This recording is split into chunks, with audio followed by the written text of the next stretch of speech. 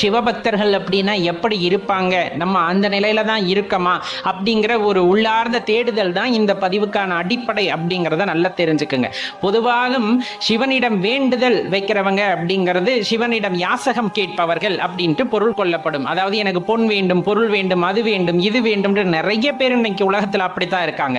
ஆனா சிவபக்தர்களாகப்பட்டவர்கள் எனக்கு பொண்ணும் வேண்டாம், பொருளும் வேண்டாம், நீயே போதும் இறைவா அப்படின்னு சரணடைய தயாராக இருக்கிறார்கள் அல்லவா, அவங்க தான் அந்த இடத்துல உண்மையான சிவபக்தர்கள் ஆகிறார்கள். நாம் அந்த நிலைக்கு வந்து விட்டோமா அப்படிங்கிறத நம்ம தான் உறுதி செஞ்சுக்கணும். அடுத்து பார்த்தோம்னா, பார்க்கிற எல்லா இடங்களிலும், பார்க்கும் எல்லா பொருட்களிலும், பார்க்கும் எல்லா உயிர்களிலும் சிவத்தை காண்பவர்கள் தான் உண்மையான சிவபக்தர்கள்.